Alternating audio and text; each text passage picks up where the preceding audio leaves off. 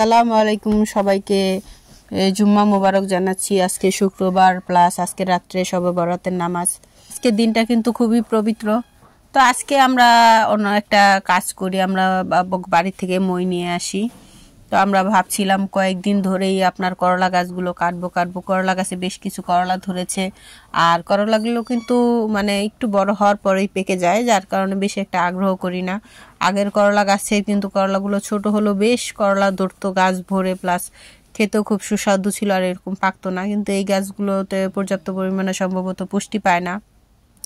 আর যাই বলেন না কেন, গাছগুলো আসলে আমি লাগাইনি, গাছগুলো কিন্তু আল্লাহর দান বলতে পারেন। এগুলো আমি গাছের গুঁড়িতে, এখানে আমার নিচে কিছু আমড়া গাছ, তারপরে পেয়ারা গাছ, তারপরে আপনার কি বলে ওইটাকে, এই করমজা গাছ, এটা আমার মায়ের হাতের গাছ করমজা গাছটা। তো এরকম কিছু গাছ আছে, আবার ফুলের গাছও আছে। তো এগুলোর গুঁড়িতে আমি যে সবজিগুলো কাটি, সবজিগুলোর কিন্তু খোসাগুলো আমি ফালাই না, তো এগুলো আমি না ফেলে তো এখানে দিয়ে দেই, আশেপাশে ছড়াই ছিটা দিয়ে দেই যেন পচে সার হয়। তো যেসব সবজি অনেক সময় ঘরে সবজি রেখে দেখা যায় পচে যায়, বা করলা, এরকম করলা এনেছিলাম, কিছু করলা খাওয়া হয়নি তো পেকে গিয়েছিল। তো এই পাকা করলা বা পাকা যেসব সবজি বা পচে যাওয়া সবজি কিন্তু আমি ফেলে দেই না কখনোই। ওইগুলো আমি সব সময় বরাবর আমি গাছের গুঁড়িতে দিয়ে দেই, ডিমের খোসা বলুন যাই পাই আমি সব গাছের গুঁড়িতে দিয়ে দেই, প্লাস পানিও দেই, পানি বিকালে দেই। তো এগুলো দেওয়ার কারণে ওইগুলো পচে সার হয়। আর এর পাশাপাশি যে ওই যে বললাম যে করলার পাকা করলা ফেলেছিলাম, তো এখান থেকে আল্লাহর রহমতে আমার দুই পাশে দুইটা করলা গাছ হয়। তো আগের করলা গাছ থেকে কিন্তু আমি অনেক করলা খাই, মাশাল্লাহ বলতে পারেন যে অল্প অল্প হলেও আমি একবেলা তো আমি ভাজি খেতে পেরেছি, এরকম একবেলা খাওয়া যায় এরকম বেশ কয়েকবার খেয়েছি। তো এই করলা গাছটা নিয়ে আমি আবার বেশি আশা করেছিলাম। করলা গাছের পাতাগুলো কিন্তু বেশ বড় বড় ছিল, তো আমি ভেবেছিলাম এগুলো উস্তা যেই করলাটাকে বলে বড় বড় করলা সেটা হবে, কিন্তু ওটা হয় নাই। তো এর থেকে ওই করলা থেকে এই করলার সাইজটা একটু বড়, বেশি বড় না, কিন্তু এগুলো অল্পতেই পেকে যাচ্ছে।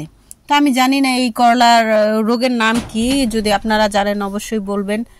আর এখানে দেখতে পাচ্ছেন আমি এই যে ঝুড়ির মধ্যে কিছু করলা রেখেছি, এটা কিন্তু আমার ফুল গাছ। অনেকে এই গাছটাকে আবার মরিচ গাছ ভাবে। তো এইখানে আশেপাশে যে করলাগুলো আছে ওইগুলো আমি হাতের কাছে, এগুলো আমি পারি, আর উপরের গুলো আমরা নিচ থেকে সাহায্য করছি, আমার মেয়ে একটা একটা করে করলা পারে। তো এরকম পাতার নিচে অনেক শেষ পর্যন্ত আমরা বেশ কয়েকটাই পারি। করলা যে পাতার নিচে লুকায় টুকায় থাকছে আর কি, অনেক সময় আমরা এগুলো আগেও দেখি নাই, আজকে আমরা খুঁজে খুঁজে বের করছি। তো এখন মই থেকে নামার সময় মনে পড়লো যে কিছু যদি পাতা পারি, পুঁইশাক পাতাগুলো অনেক বড় বড় হয়ে গেছে, তাই আমি পুঁইশাক পাতাগুলো কয়েকটা পুঁইশাক পাতা পেরে নেই, যে ডাল দিয়ে রান্না করব কিংবা কোনো সবজির মধ্যে দিলেও কিন্তু ভালো লাগবে। ডাল বিশেষ করে ডাল ভুনাতে দিলে কিন্তু ডাল ভুনার স্বাদটা বেড়ে যায়। তো ভাবলাম পাতাগুলো যেহেতু বড় হচ্ছে তখন পরে বুড়া হয়ে মরে যাবে, তার থেকে আমি পেরে খেয়ে নিই। তো মেয়ে আমার পেরে দিল। তো এখন আমরা মইটাকে এই পাশে আনবো, এই পাশে এনে যে এদিকে কিছু করলা আছে, আর এই আপনার কি এই যে আপনার পুঁইশাক যে গাছটা, এটা আমাদের বাথরুমের ভিতরে ঢুকে যায়। তো এই বাথরুমের ভিতর থেকে গাছটাকে আমরা বের করে চালের উপর দেওয়ার চেষ্টা করব, কিংবা টালে দিব। তা না হলে ভিতরে মনে করেন যে পুষ্টিও পাবে না, আর গাছটা ওইরকম ভাবে বাড়ে না। তো অনেকদিন আগেই আমি দেখেছি যে গাছটা কিন্তু আপনার বাথরুমের ভিতরে ঢুকে গেছে, কিন্তু আমরা মই আনার এনে অলসতার কারণে উপর থেকে পারবো। তো ভাবছি একবার এই করলা যেদিন পারবো সেদিনই করবো। তো আজকে ভাবলাম যে আর দেরি না করে, যেহেতু করলাগুলো পারছি, তো পাশাপাশি গাছটাকে উঠায় দিই। তো আমার মেয়ে আলহামদুলিল্লাহ গাছটাকে টান দেওয়ার সাথে সাথে বের হয়ে গেছে। তো ভাবলাম চালেই উঠাই দিই, চালে উঠাই দিলে তখন বাড়লে আর সমস্যা হবে না। তো এখানে গাছে কিন্তু কিছু দেখতেই পাচ্ছেন যে বিচি হয়েছে, এগুলো পুঁইশাকের বিচি, এগুলো কিন্তু শুটকি দিয়ে রান্না করে খেলে খুব স্বাদ লাগে। আমার বাগানের ওই পাশে আপনার আছে, এরকম আরেকটা পুঁইশাক গাছ আছে। তো ওইখান থেকে কিন্তু আমি একদিন এই বিচি পেরে আমি শুটকি দিয়ে খেয়েছিলাম, খুব স্বাদ লেগেছিল। এইগুলো আরেকটু বড় হলে এগুলো পারবো, ওই ভিডিও আপনাদের সাথে দিব। তো আমার মেয়ে ওই পাশে কিছু করলা আছে বাকি, ওইগুলো পারে। আর আশেপাশে যে ছোট ছোট পাতা নিচে লুকিয়েছিল, নিচ থেকে আগুলো আমি হাতে পেরে নিই, আর নিচে একটা করলা পড়ে যায়। তো ওই করলাটা এখন আমি উঠাবো, যে টবের মধ্যেই পড়ে, এই যে আমার বালতির মধ্যে গাছের গুঁড়িতে। তো আমি এখন ভাবছি যে কিছু যেহেতু পাতা পেরেছি, আপনার পুঁইশাক পাতা পেরেছি, লাউ গাছের পাতাটাও পারি, আর দেখি লাউ কতটুকু বড় হলো। দুদিন আগে উঠেছিল গাছে, দেখেছিল লাউ কিন্তু একটু বড় হয়েছে। তো লাউ বড় হতে কিন্তু বেশি সময় লাগে না, 2 দিনের মধ্যে বেশ বড় হয়ে যায়। তো আমার মেয়েকে একটু পরে গাছে উঠতে বলেছি, দেখি ওঠার পরে কি অবস্থা লাউয়ের। আর এই যে এখন পর্যন্ত আমরা করলাই পারছি, করলা কিন্তু পেরে আমরা শেষ করতে পারছি না। যতই বলি যে করলা নাই নাই, তো ততই বের হচ্ছে করলা। তো আপনারা দোয়া করবেন। যে চাচ্ছিলাম যে করলা গাছটা কেটে ফেলবো, কিন্তু এখন মায়া লাগছে যে এই চিপায় চাপায় দেখা যাচ্ছে মাশাল্লাহ দিলে বেশ ভালোই করলা ধরেছে। তো দেখি আর রেখে গাছটা আরও কিছু করলা ধরে কিনা, যদি না ধরে তাহলে পরবর্তীতে গাছটা কেটে ফেলবো। আর কাটার সময় অবশ্যই আপনাদের জানাবো বা ভিডিও দিব। তো এই তো এরকমভাবে মেয়ে একটা একটা করে মানে করলা পারছে। তো দেখে আনন্দই লাগছে যে আসলে আমরা ভাবছিলাম এতগুলো করলা হবে, আমরা ভাবি নাই। তারপর ভাবছি যে ফেলে দিয়ে লাভ কি, যে এগুলো পারলে তো আমরা খেয়ে ফেলতে পারবো, এই জন্য আর কি যে পারার চেষ্টা করি। যার গাছটা রাখার আজকে কিন্তু কোনো উদ্দেশ্যই ছিল না, কিন্তু শেষ পর্যন্ত আসলে মনটা মানলো না। আসলে গাছের প্রতি আমার অন্যরকম একটা ভালোবাসা কাজ করে সব সময়। আমি কিন্তু প্রকৃতিকে খুব ভালোবাসি, প্লাস ফুল গাছ আমার সব থেকে বেশি প্রিয়। তো ফুল যেখানে আছে মানে ফুল গাছ আমার মনে হয় একটা বাড়ির সৌন্দর্যের জন্য ফুল গাছের ফুল ছাড়া অন্য কিছুই হতে পারে না। গাছের বাড়ির আশেপাশে যদি ফুল গাছ থাকে বা বাড়িটা সাজানোর জন্য ফুল গাছ কিন্তু খুব কাজ করে। আমার এখানে নিশ্চয়ই আপনারা দেখতে পাচ্ছেন যে বেশ কিছু ফুল গাছ আছে, এগুলো কিন্তু ঘাস ফুল। আর আমার ফুলের মধ্যে সব থেকে প্রিয় ফুলই হলো এই ঘাস ফুলগুলো কিন্তু আপনারা তো যত্ন করা লাগে না, আর ফুল একদম ছোট গোলাপ বলতে পারেন, ছোট গোলাপের মতন খুব সুন্দর হয়ে ফুটে। আমার খুব ভালো লাগে ঘাস ফুলগুলা। আমি জানি না কার কাছে কেমন লাগে, কিন্তু সব থেকে ফুলের মধ্যে আমার ঘাস ফুল খুবই ভালো লাগে। তাই যে দেখতেই পাচ্ছেন আমরা কি পরিমাণ করলা পেয়েছি। তো এই যে এখানে বলতে পারেন যে অনেক কিছু না, তবে তারপর আমরা বলবো আলহামদুলিল্লাহ, এতটুকুই আমাদের জন্য অনেক অনেক। কারণ আল্লাহ পাক আমাকে দান করেছে, তো এটাতে আমি খুশি যে আমার এই ছোট্ট ফসল হয়েছে, জন্য আল্লাহর দরবারে লাখ লাখ শুকরিয়া জানাচ্ছি। এখানে আমার একটা মরিচ গাছ আছে, মরিচগুলা কিন্তু ঝাল না। তো আমাদের ওই বাড়িতে গাছ আছে, তো আমরা ভাবছিলাম যে এই মরিচটাও ঝাল হবে, কিন্তু কেনার পরে আমরা খাওয়ার পরে দেখি যে ঝাল না। তো আবার মেয়ে গাছে ওঠার পরে দেখে লাউ পাতা পাড়তে গিয়ে দেখে কিন্তু লাউ অনেক বড় হয়ে গেছে। তো পরে ব্লেড চায় যে এটা তো ছেঁড়া যাবে না, তো একা একা খুব কষ্ট করে ভিডিও করে আর লাউটা অনেক কাটার চেষ্টা করে ব্লেড দিয়ে, কিন্তু ব্লেড দিয়ে কাটতে পারে না। পরবর্তীতে আমরা বটি দিয়ে লাউটা কাটে।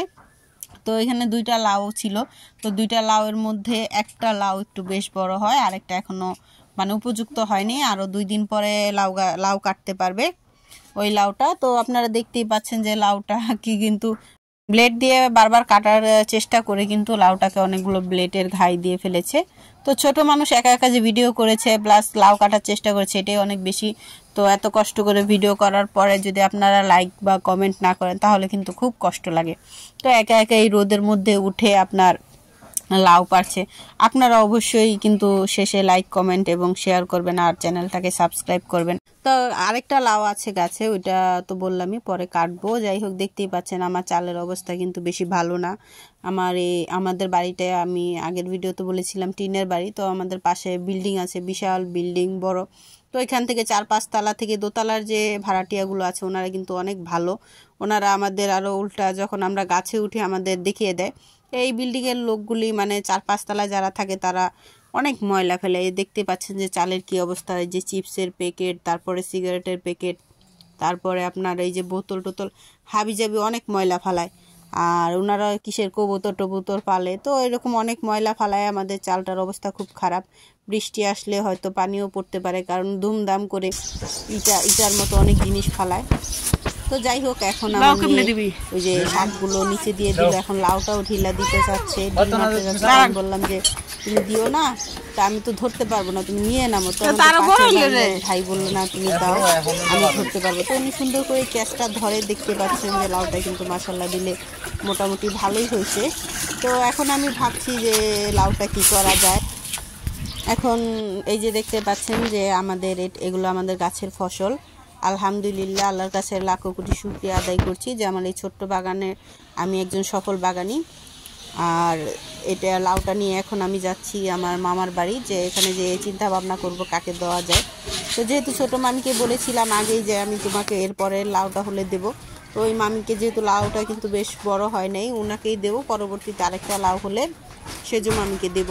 এর পরের যে লাউটা আপনারা চালের উপর দেখেছেন ওইটা কিন্তু আমার খালাকে দেবো, কারণ খালা এটা প্রথম বলছিলাম যে তুমি কি এখন লাউ নিবা, উনি এখন নেবে না, উনি বলছে যে পরেরটা আমি নিব। দেখতে পাচ্ছেন আমাদের প্রতিবেশীরা, ওনারা আমার মামি, ওনারা কিন্তু বাড়ির কাজ ধরেছে, ঘর বাড়ি ভেঙে ফেলছে, ওনারা বাড়ি ঠিক করবে। তো আমি এখন মামা বাড়ির পথে রওনা দিলাম। তো আমরা রাস্তা দিয়ে যাচ্ছি, আর এখানে আমাদের বাড়ির পাশে কিন্তু বেশ বিশাল একটা দোকান আছে, প্লাস্টিকের দোকান, জুতা, এখানে সব কিছু পাওয়া যায়। তো আপনাদের লাগলে অবশ্যই বলবেন বা এখানে এসে কিনে নিয়ে যাবেন। এখন আমি কিন্তু প্রায় মামাদের বাড়ির কাছাকাছি এসে পড়েছি। তো আমি কিন্তু লাউ পেয়ে অনেক খুশি। গতবার আমি আরও বেশি খুশি হয়েছিলাম, কারণ ওটা আমার কাছে প্রথম লাউ ধরেছিল, আর এবারের আমি দ্বিতীয়বারের মতো এবার লাউ পারলাম। তো আমি মামার বাড়ির কাছে আসতেই দেখি আমার ছেলে আমার জন্য চা নিয়ে এসে পড়েছে। তো আমি চাটা নিয়ে কিন্তু ওনাদের বাড়িতে যাই, গিয়ে আমি ওখানেই বসে খাবো। তো আমি কিন্তু আমার মামতো ভাইকে পেয়ে যাই, আমি আমার ছোট মামার বড় ছেলেকে লাউটা দিই, ও কিন্তু বেশ খুশি হয় লাউটা পেয়ে। আপনারা দেখতেই পাচ্ছেন, ওর চেহারা দেখে বোঝা যাচ্ছে ও কিন্তু খুব খুশি। আমিও কিন্তু বেশ খুশি ওকে লাউ দিতে পেরে।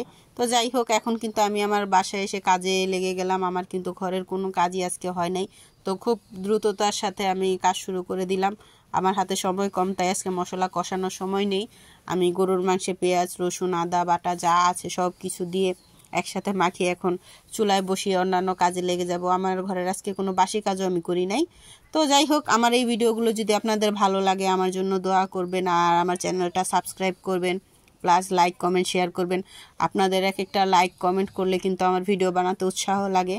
যাই হোক, আপনারা ভালো থাকবেন, সুস্থ থাকবেন। আল্লাহ হাফেজ। আর দেখতে থাকুন, আমার সাথেই থাকুন। একটা কথা আসলে আমি ভুলে গিয়েছিলাম, যে অনেকে বলতে পারেন যে আপনি তো গতকালকে ভিডিও দিলেন, লাউ অনেক ছোট ছোট, একদিনের মধ্যে বড় হলো কিভাবে? আসলে ভিডিওটা গতকালকে ছিল না, ভিডিওটা গত পরশু দিনে ছিল। তো আপলোড পরশু দিন কি আগের দিন ছিল, মানে আমি আপলোড করতে করতে একটু দেরি করে ফেলি, কিন্তু এর মধ্যে আমি বুঝতে পারি নাই যে লাউ এত বড় হয়ে যাবে। এখন অনেকেই বলছে লাউ বড় হতে বেশি সময় লাগে না, 2 দিন লাগে। তো এই জন্য আমাকে ক্ষমা করবেন। যদি যারা আমার ভিডিওটা শেষ পর্যন্ত দেখতে পাবেন তারাই জানতে পারবেন যে আসলে মানে এর কী, না হলে শুধু ভিডিওটা পুরোপুরি না দেখে কেউ কিন্তু আমাকে কমেন্টে গালি দিবেন না। আল্লাহ হাফেজ। আর ভিডিও কল রাখুন।